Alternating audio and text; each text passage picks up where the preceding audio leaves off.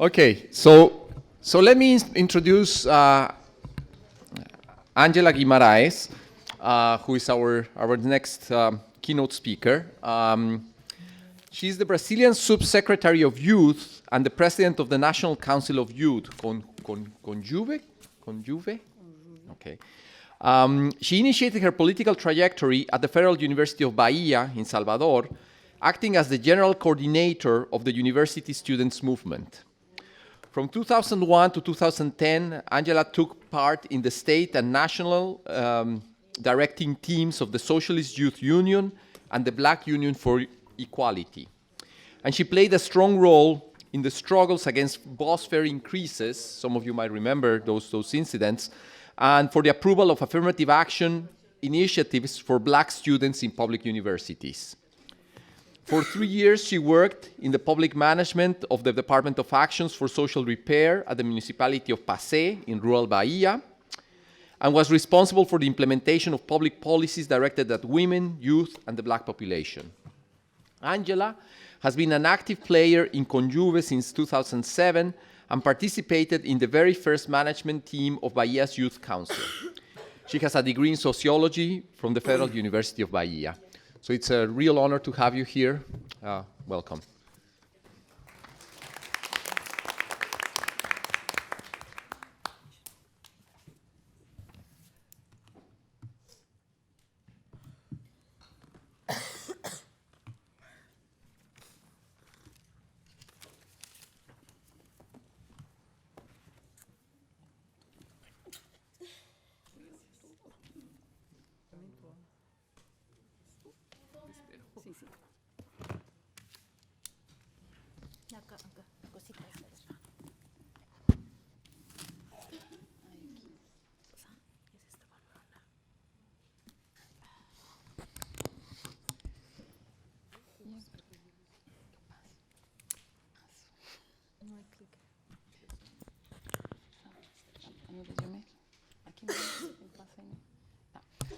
Bom dia a todas e todos. Eu quero agradecer muito o convite da professora Beatriz Magaloni, do Programa de Pobreza e Governança de Stanford. Agradecer também a Vanessa por todo o suporte desde do convite chegar até mim, até o dia de hoje. E agradecer por dividir aqui, por compartilhar um momento tão rico aqui de conhecimento com cada um e cada uma de vocês. Quero iniciar fazendo referência à cidade de São Francisco, né, e todas as suas lutas pelos direitos civis dos homossexuais, e também à cidade vizinha de Oakland, pela luta dos direitos civis dos negros, em referência especial às Panteras Negras. Eu não podia estar aqui nessas duas cidades sem fazer essas duas referências, porque, de fato, nós somos signatários e recebemos o legado dessas lutas. Bom, dizer que muito do que foi falado aqui já nas experiências em relação ao México, eu não vou ter tempo, infelizmente, tem um cartão amarelo e um vermelho ali, já para me sinalizar. E eu, como boa baiana e brasileira, tenho uma tendência à prolixidade, mas dizer que, desde já, nós temos muitas similaridades diante do que foi colocado aqui da situação do México. Não vai dar tempo de falar sobre tudo, mas o que eu vou trazer aqui é resultado de uma política nacional de juventude que é implementada pela primeira vez no Brasil de forma inédita no primeiro governo Lula, em 2005, nesse ano de 2015. Nós estamos completando 10 anos, e nessa primeira década, que nós chamamos de década inicial das políticas de juventude, temos passado aí por muitos avanços, né, tanto no que diz respeito ao reconhecimento do sujeito jovem, que nós identificamos como as pessoas de 15 a 29 anos, como sujeito de direitos, e daí decorre um conjunto de políticas públicas, quanto também de uma lei nacional, que é o nosso Estatuto Nacional dos Direitos da Juventude, quanto de desafios, que eu vou falar ao final da apresentação, também muito parecidos com a realidade mexicana, sobretudo no que diz respeito à idade penal, de imputabilidade penal, ao sistema de justiça juvenil, e outros temas. Bom, para também começar essa nossa apresentação, quero aqui fazer referência às manifestações das últimas horas, aí, dos últimos dias, de Baltimore, também as manifestações de Ferguson, lá do Brasil, né, do Complexo do Alemão, da Favela da Maré, do Cabula, em Salvador, e esse conjunto de ebulições aí que jovens negros, em decorrência da violência extrema a que são submetidos, estão aí em luta nas ruas de todo o mundo. Bom, a ideia da gente aqui é apresentar um pouco a nossa experiência em relação a um plano de prevenção à violência contra a juventude negra, chamado Juventude Viva, que foi lançado pela primeira vez, né, em 2012.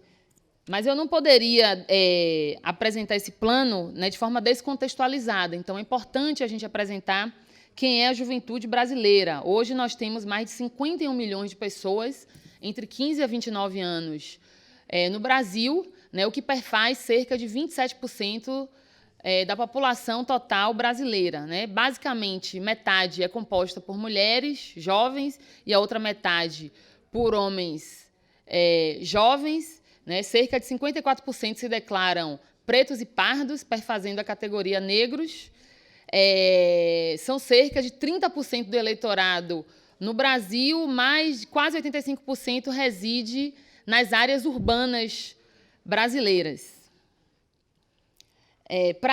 Nós tratamos a juventude como um tempo de desenvolvimento de vários percursos de vida em direção à sua inclusão e autonomia, né? Eu vou passar um pouco rápido por esses slides, que são slides mais gerais da situação dos jovens no Brasil, mas que, para nós, vale a pena ser ressaltada, né? Onde nós temos aí uma juventude que estuda e trabalha, e, dependendo das suas faixas etárias, né, uma ou outra dimensão acaba tendo mais acento, né, fazendo com que os jovens aí de 25 a 29 anos, a maioria deles, só trabalhe.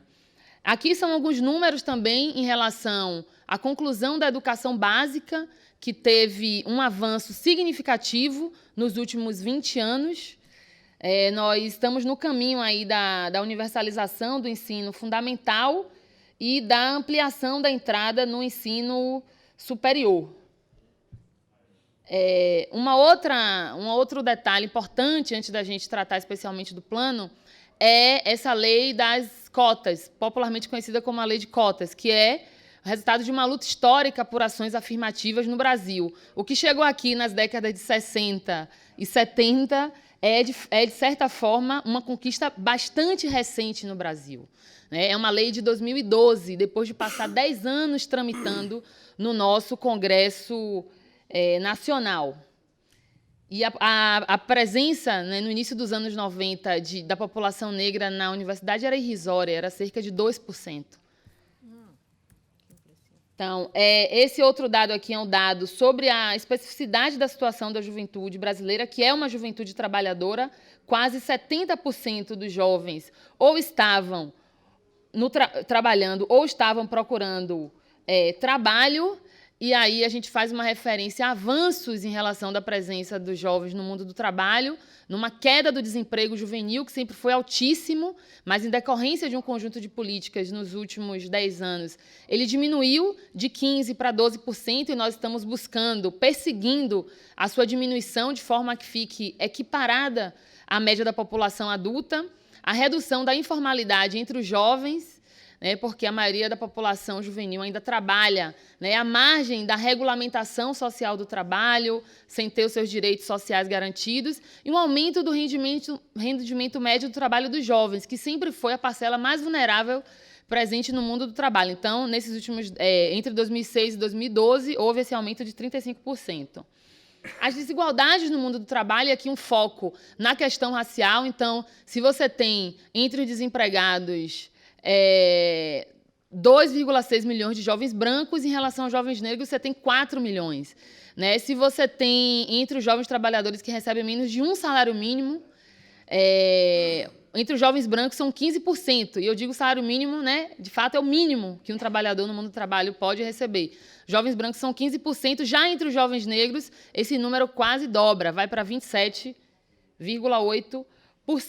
E aí vamos tratar especialmente do tema que nos traz aqui, a violência, né? Nós estamos trazendo aqui dados de uma pesquisa recente, que é de 2013, né, Agenda da Juventude Brasil, onde o tema da violência aparece como o maior problema para a juventude. Então, a violência é uma experiência que marca, é uma questão que marca a trajetória e a experiência da atual geração de jovens no Brasil. A maior preocupação da juventude brasileira, 43%, seguida por emprego e profissão, depois saúde e depois, em quarto lugar, educação e, em seguida, drogas. Eu falo isso porque as pesquisas do início dos anos 2000 diziam outra coisa, diziam que as duas maiores preocupações dos jovens brasileiros eram educação e trabalho. Então, há uma transformação. Por um lado, nós acreditamos ao fato da expansão das políticas de acesso à educação, e, de fato, houve essa expansão. Não estou falando aqui do indicador qualidade, que é outra questão a nós perseguimos, mas expansão do acesso, né, à educação básica, à educação superior e à educação profissionalizante, de fato, houve. Uma expansão também, já vimos com os dados anteriores, no acesso ao emprego, na qualidade do emprego, na formalização do emprego, mas o fato é que a violência hoje é uma experiência que marca essa geração. Nós temos o dado de que 51% dos jovens já perdeu uma pessoa próxima, sendo um parente ou um amigo, de forma violenta.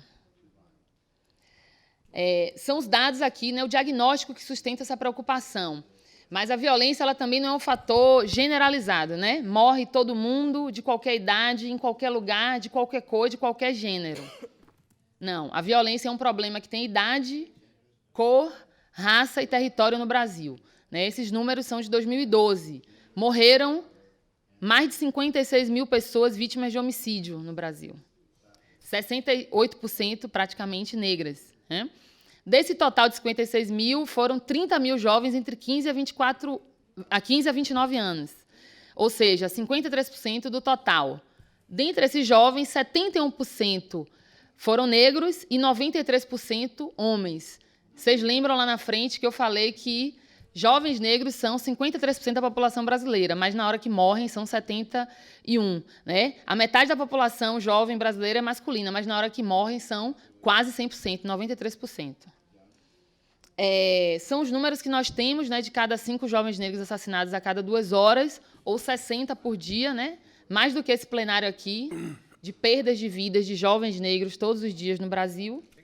E sabemos que também é uma realidade da América Latina, né, de vários outros países, em relação ao perfil das pessoas em situação de prisão hoje. Né? Os jovens representam cerca de 55% dos presos, ou seja, 266 mil pessoas entre 18, né, que é a idade penal no Brasil, 18 a 29 anos.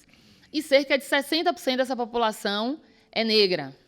Então, essa combinação, né, de geração, né, idade, perfil etário, racial e de gênero, ou seja, o perfil dos jovens encarcerados é semelhante ao perfil dos jovens mortos. São jovens negros, são negros e são do sexo masculino. Aqui é um outro dado em relação à adolescência, porque esse fenômeno ele não começa a partir do momento que o jovem faz 15 anos, é um fenômeno que começa lá nos 12 anos. Então, há um índice que nós desenvolvemos chamado Índice de Homicídio na Adolescência, né, que estima o risco de mortalidade dos jovens entre 12 a 18 anos. E esse índice ele aponta para a gente que até o ano de 2016 nós vamos perder, por homicídio, cerca de 36 mil adolescentes entre 12 a 18 anos no Brasil. Né? E o perfil do adolescente mais vulnerável à morte por homicídio é aquele mesmo que a gente já tratou aqui em relação aos jovens, em relação ao perfil dos encarcerados no Brasil. É negro e é do sexo masculino. E em relação aos adolescentes negros, o risco é 2,78 vezes superior ao dos brancos de morrer por homicídio, né? Enquanto que a chance por morrer por armas de fogo é 5,6 vezes maior do que por qualquer outro meio. Então, a exposição à violência e a exposição à violência por armas de fogo também é um fenômeno. Aqui tem algumas imagens, né, que eu acho que são conhecidas. Aqui tem a lista dos nossos estados brasileiros, onde quase 100% deles, você tem uma taxa de homicídios entre negros muito superior à dos brancos. Então, essa paletinha maior, a verde mais escura, é a mortalidade de jovens negros, e a verdinha mais clara de jovens brancos. O único estado do Brasil onde morrem mais brancos do que negros é o estado do Paraná, na região sul do Brasil, sendo que há distintos percentuais de população negra entre os vários estados, né? Santa Catarina é do lado do Paraná e também tem uma presença negra pequena, mas a mortalidade ela é maior. Em relação a esse problema, né, que foi identificado, né, muitos dos movimentos sociais que atuam no Brasil delimitam esse tema como um extermínio programado de jovens negros ou um genocídio da população negra brasileira.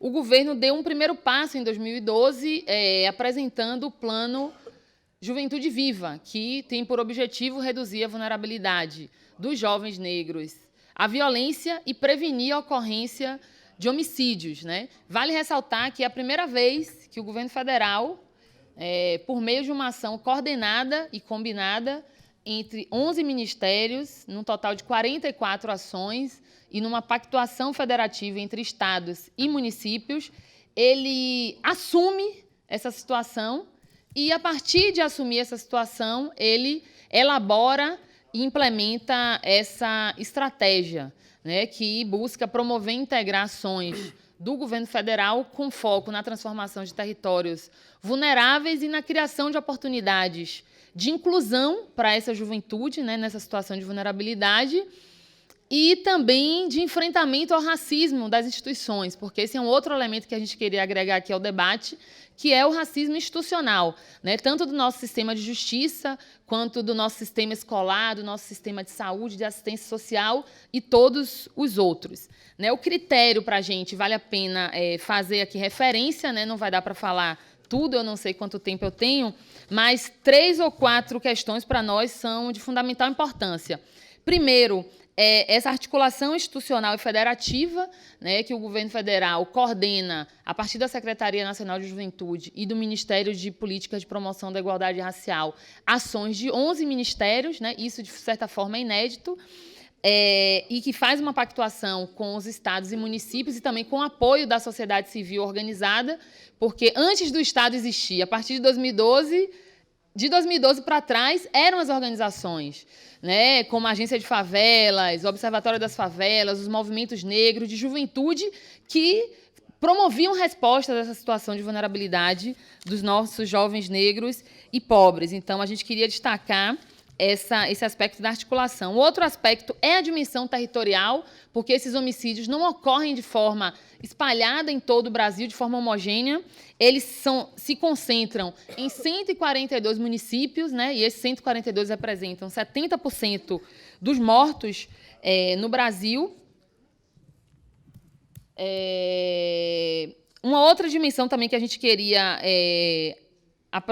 apresentar é a dimensão que essa agenda é uma agenda que decorre dos ambientes de participação. Então, enfrentar a mortalidade de jovens negros foi resolução número 1 da primeira Conferência Nacional de Juventude, resolução também da 2ª Conferência de Estado sobre Juventude e de diversas outras conferências que debateram aí temas os mais variados, né? Desde segurança pública, saúde, educação, e que é tema permanente dos diversos conselhos de Estado sobre políticas públicas, né? Inclusive o Conselho da Juventude, Conselho Nacional de Juventude.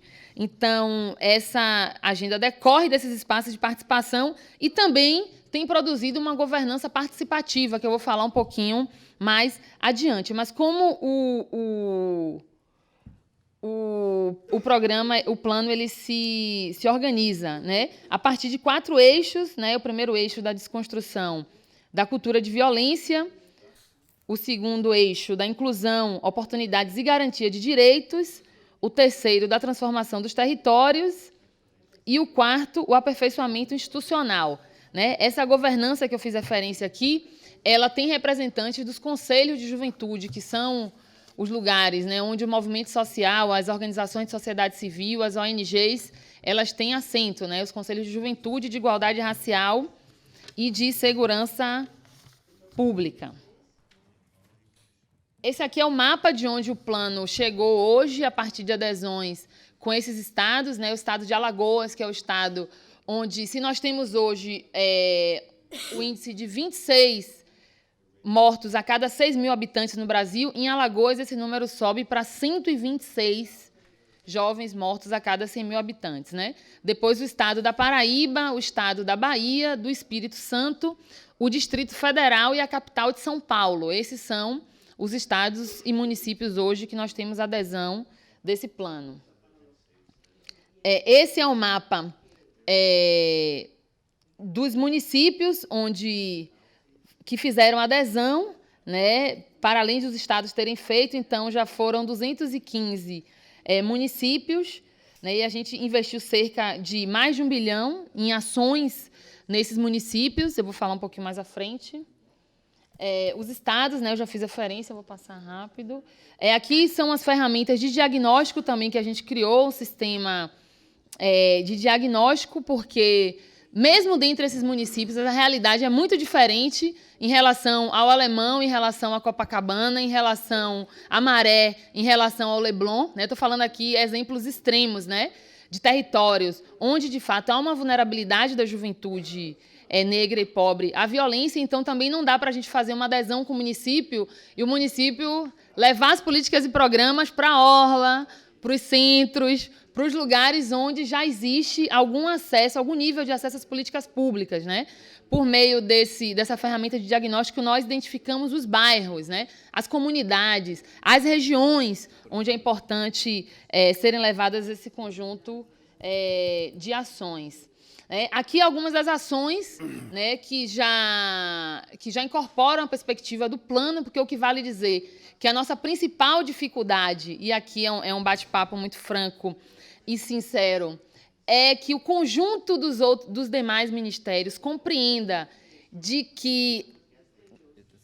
a importância, né, de incorporar essa perspectiva da prevenção à violência contra esse público específico, né, porque é muito comum dizerem, né, mas nós não vemos racismo nas nossas ações, nós não vemos racismo, nós não vemos preconceito geracional na forma da gente disponibilizar as políticas públicas.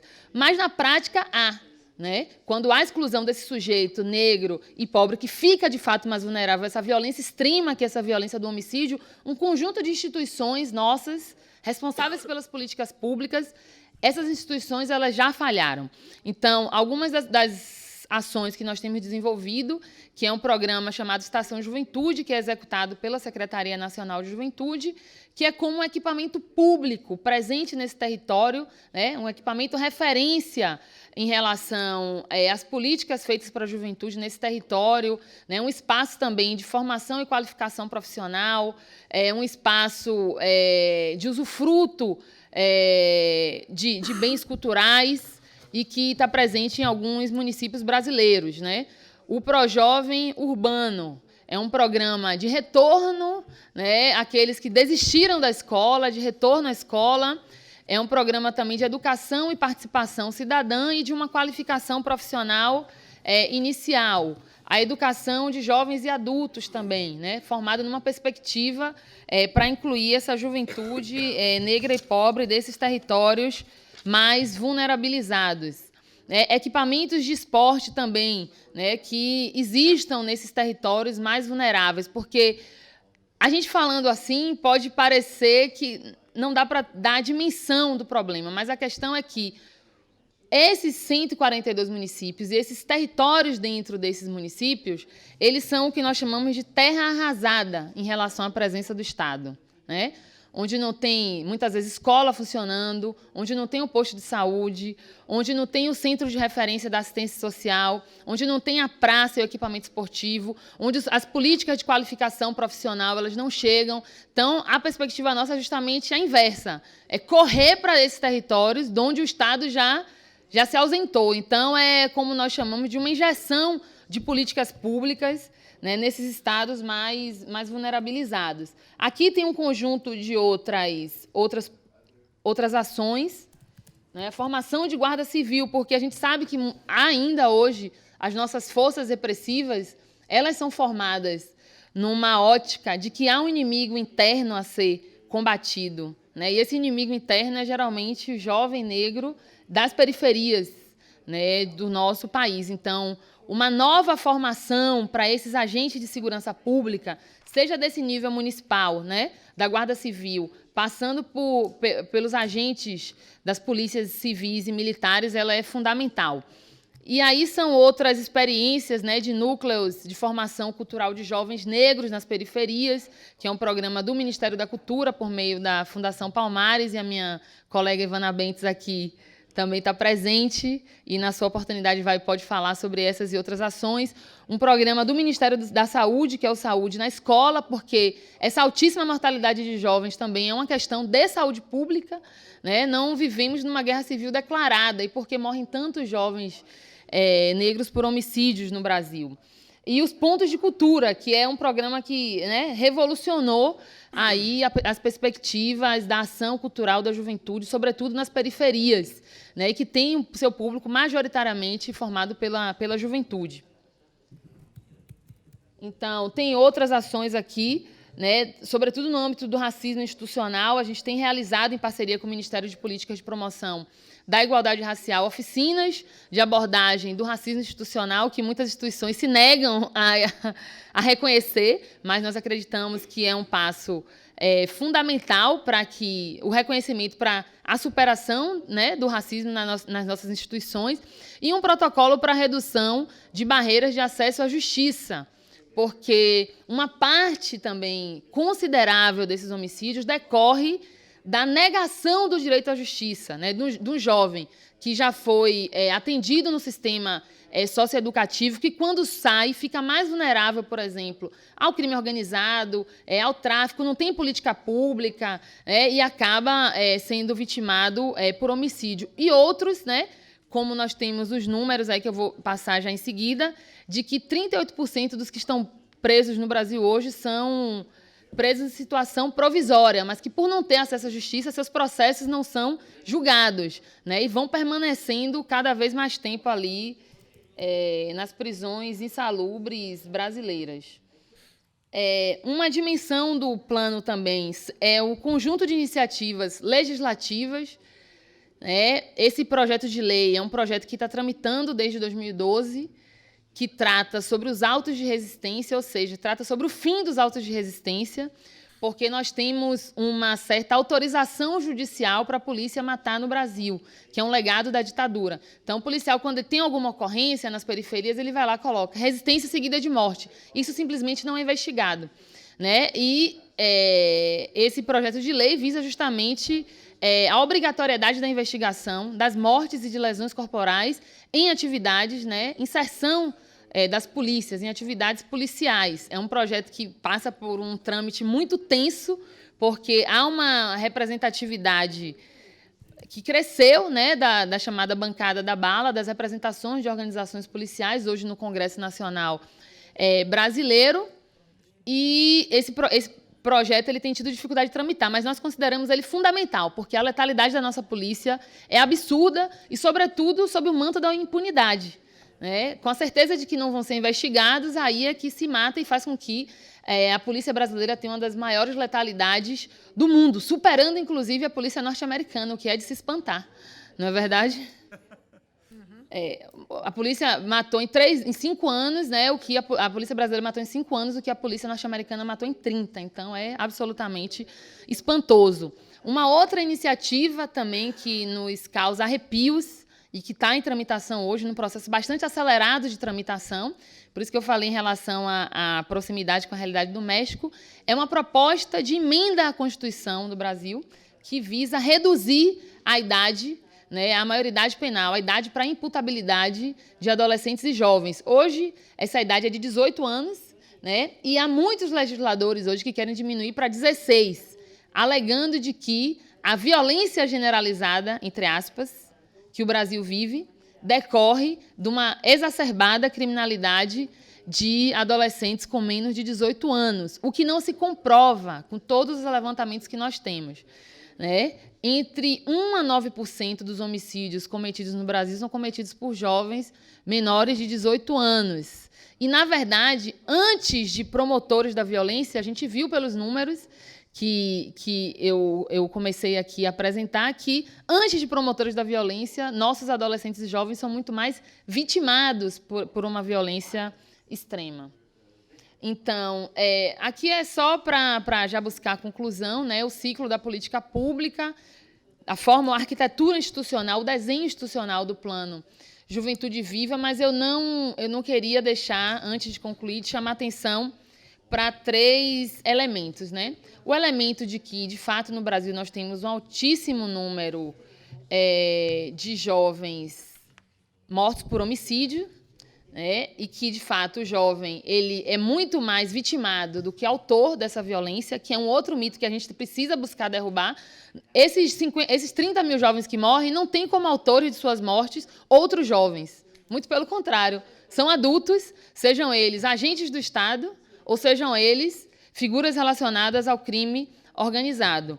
Uma outra questão que para a gente também é fundamental é que já há uma saturação do nosso sistema prisional, já há uma sobre-representação de jovens e negros, ou seja, se nós temos 27% da população brasileira formada por jovens, nas prisões esse índice chega a 55%.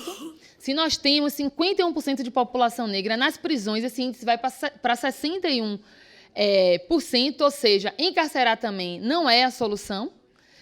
E essa população já é mais atingida, né, por esse encarceramento, que é também, assim como os homicídios, um encarceramento seletivo, não é? Porque não é todo tipo de crime que resulta em prisão no Brasil, né? São crimes, o diagnóstico que nós temos relacionados a perturbação do patrimônio, a roubos, latrocínios, e, em terceiro lugar, os homicídios, né? O segundo lugar, o tráfico de drogas e tráfico de pequenas quantidades de drogas, ou seja, os grandes traficantes também não são inimputáveis até então no Brasil, né? Não temos dado, não temos um caso relevante, né? Um caso emblemático, né? De grande apreensão, de grandes quantidades de drogas que resultaram em processos criminais, em prisão. Não temos esses casos, infelizmente, para ilustrar.